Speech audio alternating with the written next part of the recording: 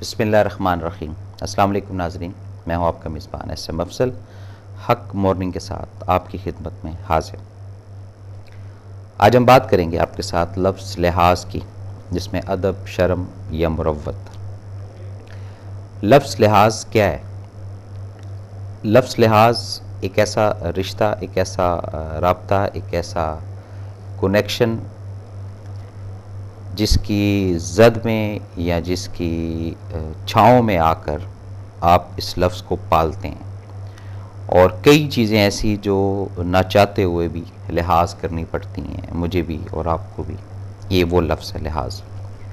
कुछ चीज़ें 100% ही गलत चल रही होती हैं हमारे सामने, लेकिन किसी न किसी वजह से हम उसका लिहाज करते हैं। आप भी उसका लिहाज करते हैं, मैं भी उसका लिहाज करता हूँ, उन वजहों की वजह से। अब इसमें उस लिहाज को कुछ अफराद नेगेटिव ले लेते हैं कि जी ये बुज़दिली है, या क्या कहते हैं उसको, डरपोक जिसको कहते हैं लफ्ज़, वो है, या एक ऐसा इस एक अंदाज़ है कि इसके बस में ये चीज़ नहीं है, जबकि इस तरह नहीं होता है।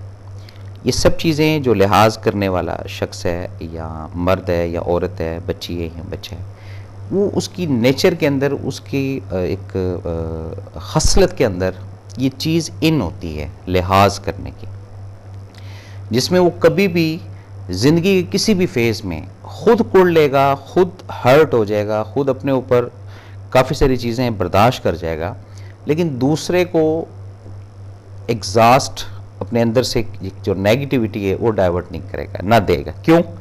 वो इस लफ्ज़ की बेस को, इस लफ्ज़ की पावर को समझना शुरू हो गया। तो जो अफराद लफ्ज़ लिहाज को समझते हैं, यानी लफ्ज़ लिहाज के साथ जो इसके लुग़वी मायने उनको भी समझते हैं, अदब को, शर्म को, मुरव्वत को, भाईचारगी को, तो वो इस लफ्ज़ की लाज हमेशा रखेंगे। और जो अफराद, जो लोग इस लफ्ज़ लिहाज से दूर हैं, लिहाज को अपने करीब नहीं आने देते, बेमुरव्वत हो जाते हैं, बेदीद हो जाते हैं, या अपनी आँखें माथे पर रख लेते हैं, या वक्त के साथ तब्दील हो जाते हैं, या जब काम निकल जाता है या गरज जब निकल जाती है तो उसके बाद कोई ताल्लुक़, रिश्ता, वास्ता नहीं रखते, ये बदलिहाज लोग होते हैं। तो ये जो लफ्ज़ लिहाज और बदलिहाज, इसके अंदर हमें थोड़ी सी तमीज़ करनी होगी, ताकि हम अपने मामलात जो कि इंसानियत की इस्लाह के लिए, अपनी ज़ात की इस्लाह के लिए, अपनी औलाद की इस्लाह के लिए ये ज़रूरी है।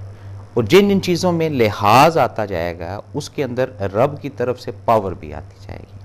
और जहाँ हम लिहाज को छोड़ देंगे, इन तीनों लफ्ज़ों को साइड पर कर देंगे, किनारे पर कर देंगे, अदब को, शर्म को, मुरव्वत को, भाईचारगी को, वहाँ से निज़ाम ख़राब होना शुरू हो जाएगा, वहाँ से फिर उलझने आना शुरू हो जाती हैं। क्योंकि होता ये कि जब हम इतने बदलिहाज हो जाते हैं कि दूसरे की बात को, या दूसरे के मसले को, या दूसरे की परेशानी को अंडरस्टैंड नहीं कर पाते, समझते नहीं हैं, तो उस वक़्त एक सिलसिला जो रब की तरफ से है, वो एक रहमत का, फ़ज़ल वाला, वो हमसे हट जाता है। क्योंकि अब हम उस चीज़ पर आ गए हैं, उस बदीदीपन पर आ गए हैं, उस नेगेटिव अमल पर आ गए हैं जिसका कोई फ़ायदा नहीं है, और उससे सामने वाले को तकलीफ़ अलग, फिर उसके अपने मसाइल, उसकी तकलीफ़ अलग।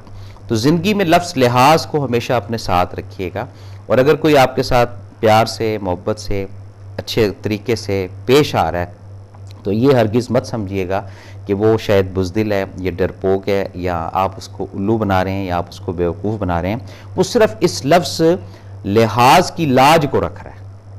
और ये ज़हन में रखिएगा कि ये जितना भी हम इस लफ्ज़ लिहाज को समझते जाएंगे, इससे हमारी इस्लाह होती जाएगी। और अगर आज मैं और आप अपने घर पे बड़े रिलैक्स बैठे हुए हैं, तो ये ज़हन में रखिएगा कि अभी तक रब ने लिहाज रखा हुआ है, और इस लिहाज का हमें पॉजिटिव फ़ायदा लेना है, नेगेटिव नहीं लेना है। इसका ये मतलब नहीं है कि रब हमें पकड़ नहीं सकता है, या रब हमें गिरफ्त नहीं कर सकता है, या रब हमें सज़ा नहीं दे सकता है। नहीं, ये उसकी एक ख़ास, उसकी ज़ात के मुताबिक उसको एक ये चीज़ शोभा देती है कि रब की ज़ात हमें जो है ना वो लिहाज के साथ वाला मामला कर रही है, स्पेशली इस उम्मत को। और अगर उसके बावजूद भी हम इन लिहाजों को नहीं समझेंगे, इन बातों को नहीं समझेंगे, तो फिर वो दिन दूर नहीं है जब हम गुमराही में तो हैं ही ऑलरेडी, लेकिन जब सज़ा के ज़ुमरे में या सज़ा के लिए हम पे डिज़र्व करना शुरू कर देंगे। ये एक ऐसी सेंसिटिव लफ्ज़ है, लफ्ज़ लिहाज का। कई आपने मार्के देखे होंगे, कई आपने चीज़ें देखी होंगी, कई आपने इश्यूज़ ज़िंदगी के ऐसे देखे होंगे जिसमें कुछ अफराद थोड़े धीमापन या थोड़ा सादगी के साथ या थोड़ी आजिज़ी के साथ गुफ्तगू करते हैं, तो इस पे जो दूसरी पार्टी है, ए पार्टी है, बी पार्टी है, सी पार्टी, वो यही फोकस कर लेते हैं कि नहीं, इनके पास अब कोई मटेरियल नहीं है, इनके पास अब कोई वैरायटी नहीं है, इनके पास कोई अब सोर्स नहीं है, इसलिए इस तरह की बात करें, जबकि ऐसा हरगिज़ नहीं होता है। ये वो लोग हैं जो लफ्ज़ लिहाज की डेफिनेशन को समझते हैं कि इस लिहाज करने से रब कितना खुश होता है और इस लिहाज करने से रब कितना लिहाज करेगा। लेकिन हम फिर इसी माशरे में, इसी दुनिया में उलझते रहते हैं और नहीं समझ पाते इन चीज़ों को। तो ये जो लफ्ज़ लिहाज है, इसको प्रॉपरली अपने घर में अपने बच्चों को इस लफ्ज़ से मुतारिफ़ कराएं, इस लफ्ज़ से इंट्रोडक्शन कराएं, ताकि उनको कम से कम आने वाले टाइम में इल्म हो कि किस जगह पर कितना लिहाज करना चाहिए और किस जगह पर कितना लिहाज नहीं करना चाहिए। लिहाज के क्या फ़वाइद हैं और बेलिहाजी के क्या फ़वाइद हैं, अदब शर्म और मुरव्वत से क्या हासिल होता है और बदीदपन या नेगेटिव सोच या दूसरे को दबाने से क्या हासिल होता है, ये सब चीज़ें जब आप खुलकर अपनी फैमिली के साथ, अपने कुंबे के साथ, अपने सोशल सर्कल के साथ डिस्कस करते हैं तो फिर आपको इसका इल्म होगा। बात को रखते हैं जारी। कॉलर है। अस्सलाम वालेकुम जनाब। वालेकुम अस्सलाम। राबिया बात कर रही हूँ भाई, कैसे हैं आप? अल्लाह ताला का शुक्र है जी। मैं पहले भी आपके प्रोग्राम में 2-3 दफा कॉल कर चुकी हूँ। जी जी। तो आज आपने जो मौजू चुना है वो बड़ा अच्छा है और बड़ा प्यारा सा है। जी जी। कि लिहाज अगर माँ और बेटी या बाप और बेटे के दरमियान में नहीं रहेगा तो मेरा ख्याल है किसी भी रिश्ते में नहीं रहेगा। आजकल के दौर में जो है बच्चे हैं खास तौर पे और माँ बाप हैं, उनके अब ये नहीं के दरमियान में अगर लिहाज नहीं है तो मेरा ख्याल है किसी रिश्ते के दरमियान में लिहाज नहीं रहेगा।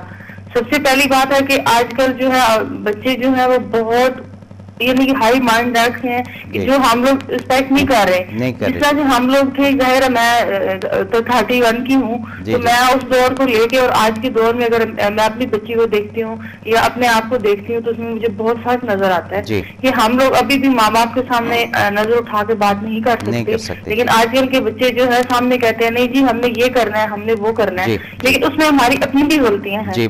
हम खुद अपने आप को दुरुस्त करेंगे। जब तक माँ बाप अपने आप को दुरुस्त नहीं करेंगे तो औलाद कभी भी, यानी कि एक अगर वालिदैन जो है ना, एक घर में वालिदैन अपने बच्चों के साथ अगर बच्चा को गुस्सा भी करता है तो उसे प्यार से समझाएं।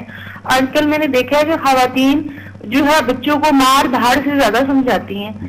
यानी अक्सर जो है ना घरेलू खवातीन खास तौर पर जो है वो अपने बच्चों को, बेटों को, यानी कि ये मैं भी जॉब वाली हूँ, मैंने आपको बताया था कि मैं मेडिसिन से रिलेटेड हूँ, तो मैं भी अगर अपनी बच्चों को टाइम नहीं दे पाऊंगी तो वो भी बदले हावी हो जाएंगे। जी होते हैं। चलिए मेरा मतलब है कि माँ का फर्ज बनता है, बाप का फर्ज बनता है कि वो अपने बच्चों के ऊपर तवज्जो दें और लिहाज या बदलिहाज या जो भी लफ्ज को कह लें, आप किसी भी लफ्ज को आप चुन लें तो वो बच्चों को जब तक आप प्यार से उनको नहीं समझाएंगे तब तक, अब ये जी बच्चा पढ़ नहीं रहा जी, अम्मा कोई है वो बेलनों से मारी है, कोई जो है वो थप्पड़ से मारी है, कोई जूतों से मारी है।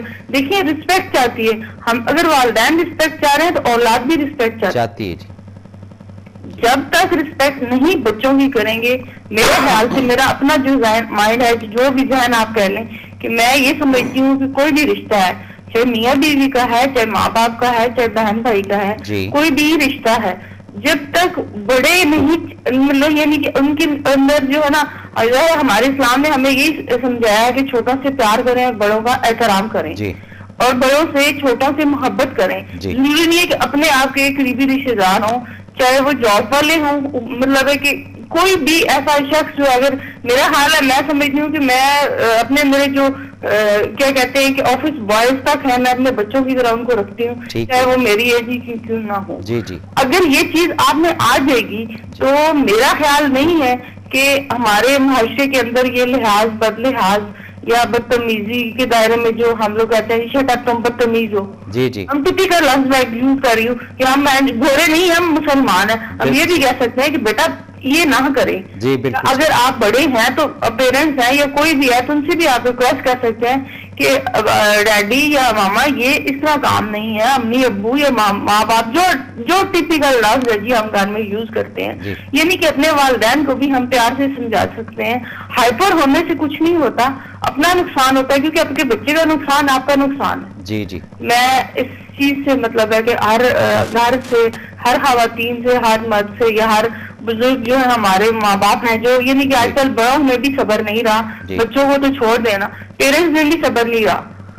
अगर पेरेंट्स में सब्र होगा तो मेरा ख्याल है बच्चों में भी होगा। हमें माँ बाप ने जो सिखाया, आज भी शुक्र अल्लाह ताला का कि हम उसी पे कायम है। बिल्कुल ठीक, शुक्र अल्हम्दो। हम दुआ करते हैं कि अल्लाह मियाँ जो मेरे माँ बाप को सेहत और तंदुरुस्ती अता फरमाए, और अल्लाह मियाँ हर किसी को ऐसे माँ बाप दे जैसे मुझे अल्लाह मियाँ ने दिए, और मुझे भी ऐसा ही बनाए इंशाल्लाह जी। थैंक यू जी, बहुत शुक्रिया। अस्सलाम वालेकुम। तो नाज़रीन, ये जो लफ्ज़ लिहाज है, ये इस वक्त एक ख़ास माशरे में इस लफ्ज़ के उजागर करने का वक्त है, और इंसानियत की इस्लाह के लिए इस लफ्ज़ का होना भी अशद ही ज़रूरी है। जिन कौमों के अंदर लिहाज ख़त्म हो जाता है वो कौमें बर्बाद हो जाती हैं, जिन फैमिली के अंदर लिहाज ख़त्म हो जाता है वो फैमिलियाँ ख़राब हो जाती हैं, जिन कारोबार के अंदर लफ्ज़ लिहाज को ख़त्म कर दिया जाता है वहाँ पर निज़ाम नहीं चलता है। अब बात आती है कि लिहाज की जो लाज रखते हैं, तो दूसरे अफराद उस लफ्ज़ लिहाज की जो लाज रखने वाले हैं उनसे कुछ नेगेटिव फ़ायदा ले लेते हैं। तो इसका भी थोड़ा सा मैं आपको ब्रीफ़ करता हुआ जाऊँ कि कुछ अफराद अगर अपने आप को लिहाज वाली ज़िंदगी गुजारते हैं कि जी अदब शर्म और मुरव्वत के साथ ज़िंदगी गुजारना, कि किसी को ठेस ना पहुँचे या किसी के ऊपर कोई ऐसा दबाव ना हो, कोई सोशल प्रेशर ना हो, कोई नेगेटिव प्रेशर ना हो, तो उससे दो तीन चीज़ें ज़हन में रखिएगा। एक तो सबसे बड़ा जो आपका अमल, सबसे बड़ा जो आपका काम है ना, वो ये है कि रब की खुशनुदी जो है ये आप हासिल कर रहे हैं हर एक मोड़ पर।